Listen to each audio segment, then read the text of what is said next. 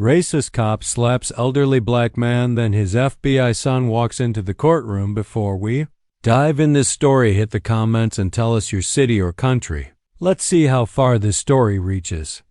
If you like the video, please subscribe. The courtroom was packed, but no one was looking at the judge. All eyes were on the frail, elderly black man sitting silently at the defendant's table charged with assaulting a cop. No one cared that he could barely walk. No one asked why his face was bruised or his hand still trembled. Then, just as the prosecutor smirked, the back doors opened. A tall man in a dark suit entered. Badge, credentials, and a voice that silenced the room. What happens when the truth walks in? Wearing an FBI badge? Watch till the end. Earl Simmons was 76 years old, a retired mechanic, church deacon, and grandfather of 6. He had lived on the same street for 40 years. Always the man who helped neighbors fix engines, never asked for favors, and kept his peace. But that morning, he went out for milk and never made it back home.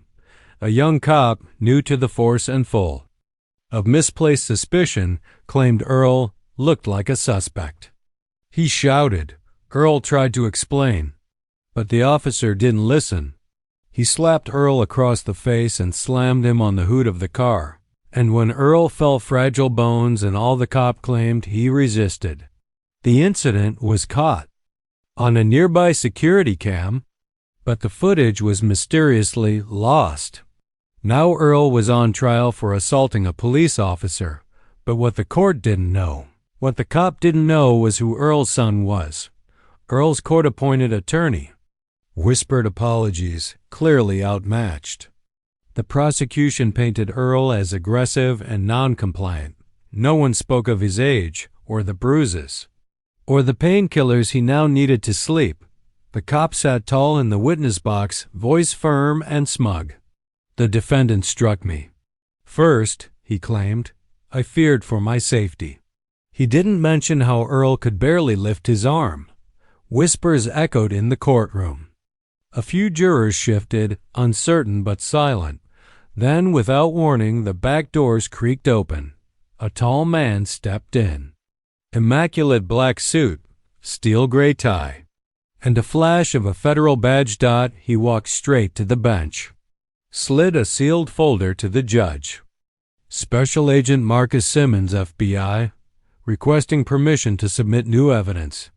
Gasps. The judge paused, nodded. Marcus turned to the room. This is my father. I've remained silent until now, but the truth matters more than procedure. He handed over a flash drive, unaltered footage, pulled from a cloud backup the department conveniently ignored. The screens flickered on. There it was, Earl, barely moving. The officer shouting, then slapping him, then throwing him to the ground. No threat, no resistance. The room went silent. The prosecutor's face drained. The judge looked over her glasses. Is this accurate? Marcus nodded. Every frame. The judge recessed immediately. 20 minutes later, she returned, eyes narrowed, voice sharp. All charges against Mr. Simmons are dropped, effective immediately. The courtroom burst into whispers, but Marcus wasn't done. He stepped forward again. I've opened a formal investigation into this officer's conduct, not just this incident. There's a pattern. The young officer's confidence crumbled.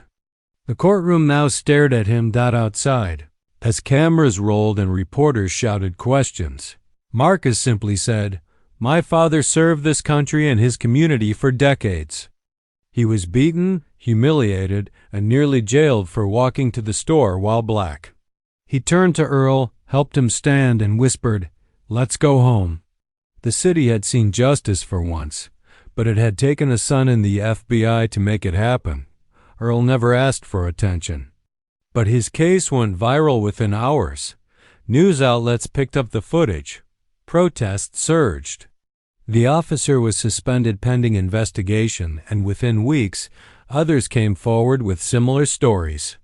Some finally felt brave enough to speak. Marcus. gave one interview. This happens to thousands whose sons aren't federal agents.